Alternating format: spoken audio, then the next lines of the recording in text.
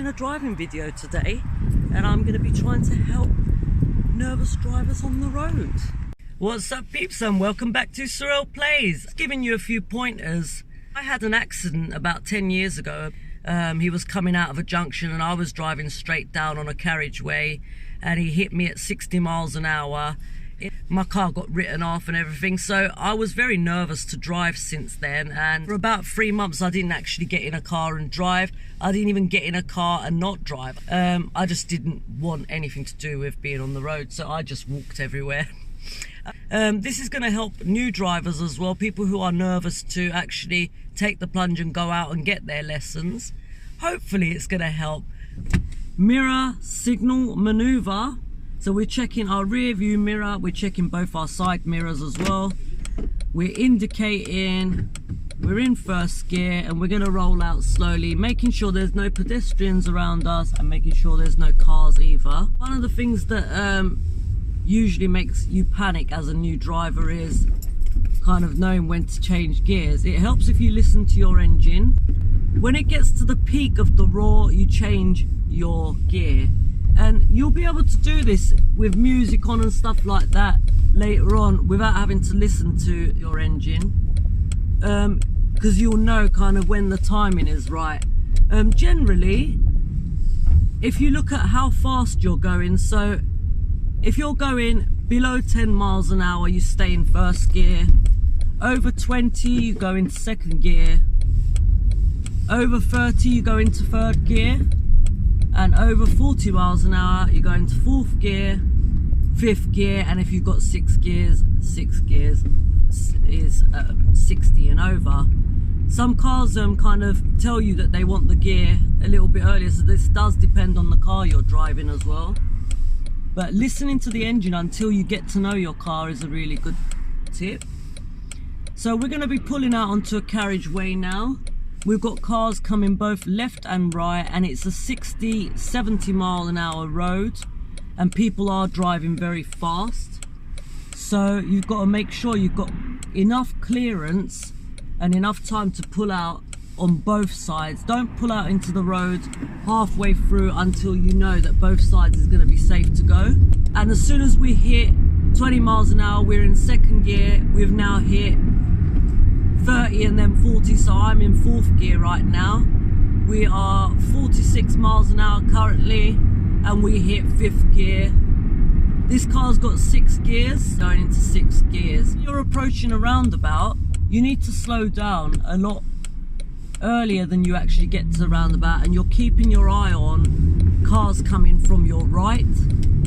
If there's no cars coming from your right, you don't need to slow down too much because you know you're going to pull straight out into the roundabout. I'm just trying to give you the kind of comfort feeling within, like, in your car, so you have a good relationship with your car.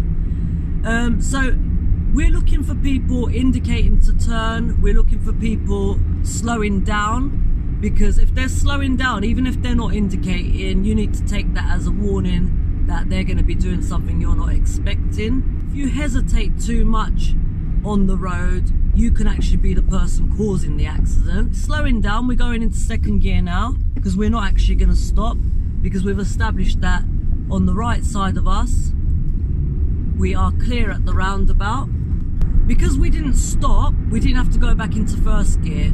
So we stayed on second gear until we exited the roundabout, and then we went into third gear after that. So if you can avoid changing gears on a roundabout, definitely do so. We're approaching another roundabout now. There are many roundabouts where I live. I can't see the right side of the roundabout until I completely get to the roundabout, so we're slowing down. I've stopped and then just put it into first gear, but slowing down with your second gear so that you're prepared for the roundabout. While you're approaching the roundabout, don't leave it too late. I've got a bus indicating to pull out for a bus stop. Check your rear view mirror, all your mirrors, before you stop, before you slow down, before you do anything that can cause a problem for the person behind you if there is a car following closely. We are approaching a big roundabout now, and a good tip for you, checking the front wheels of a car. while they're going round the roundabout will tell you a little bit earlier whether they're turning or not.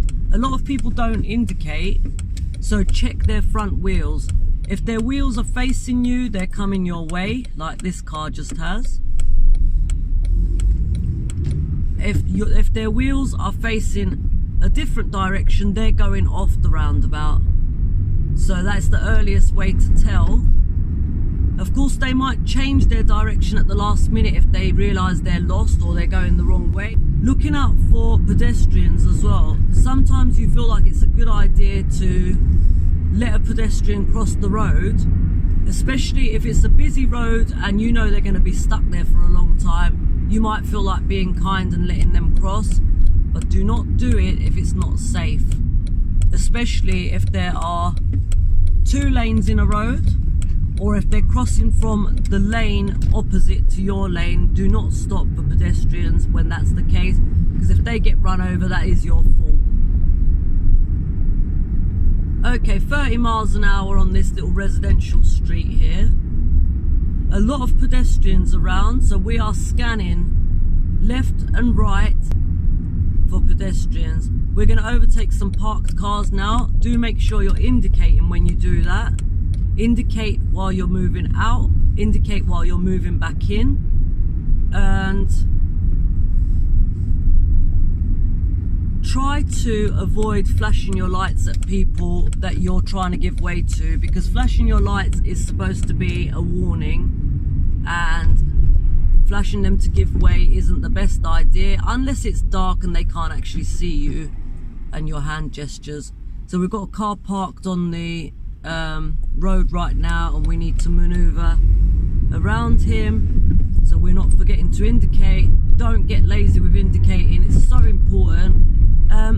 Blind spots, you need to keep an eye on your blind spots, because motorbikes and stuff, if you're overtaking a car and you don't indicate, a motorbike might decide that they're going to overtake you, you don't see them, and when you do overtake them, you end up smashing into them.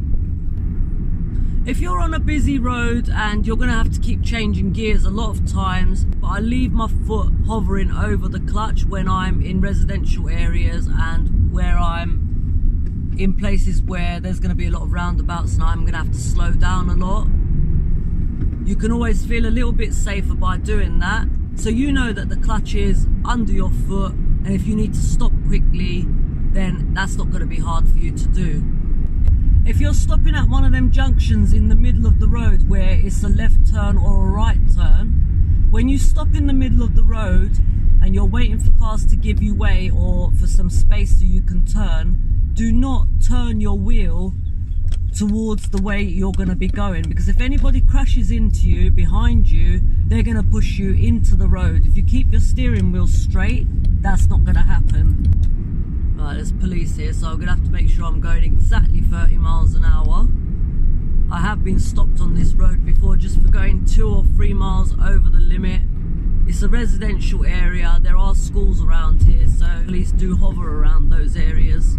You can try to not only see what the car in front of you is doing and keep your space, check what the car in front of the one in front of you is doing as well. Usually uphill makes people worry.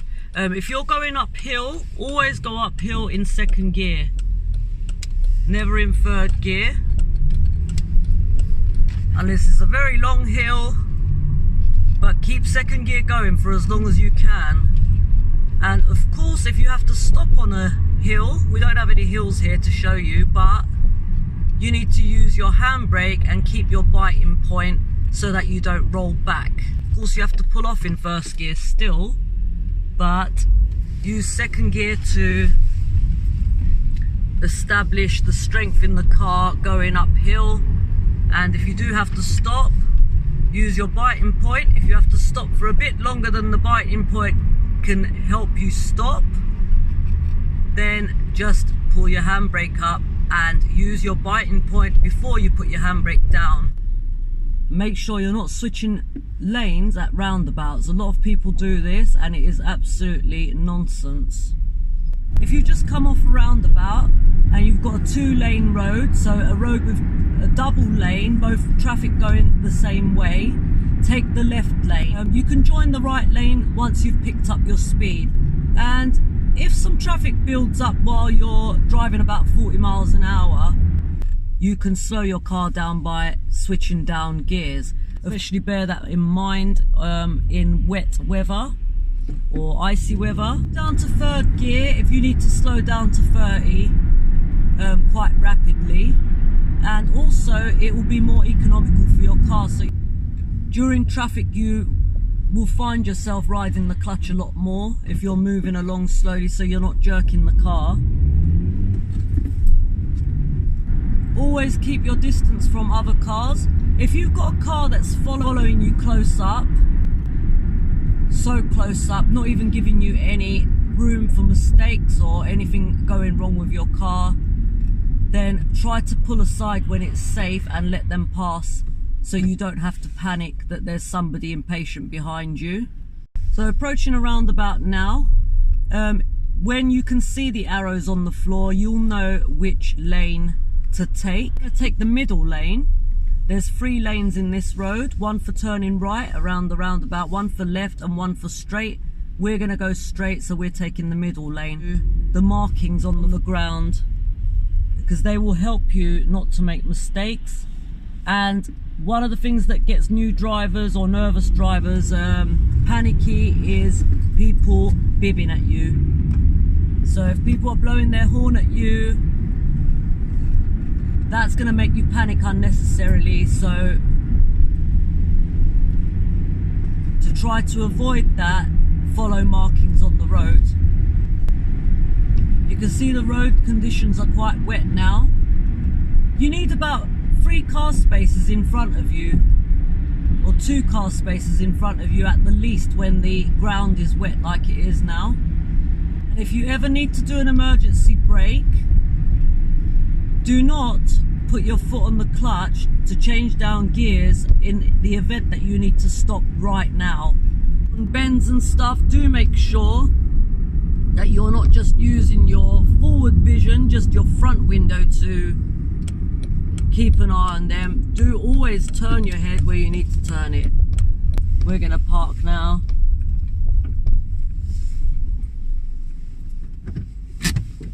Handbrake on. Gear stick in neutral. Engine off. Lights out. Don't forget to turn your lights off, because if your car doesn't tell you, you'll have a flat battery. That is the video. Hopefully you found that useful. Just keeping your eyes peeled, really. Go out with someone you trust.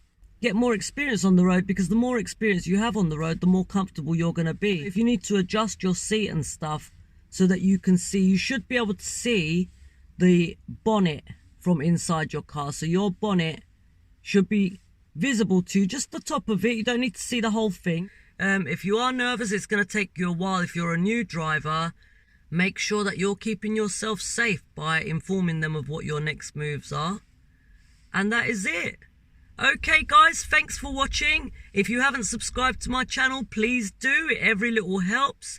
If you like the video, like and share with your friends, and I'll see you on the next one. Peace out. Oh, very bad weather today compared to yesterday.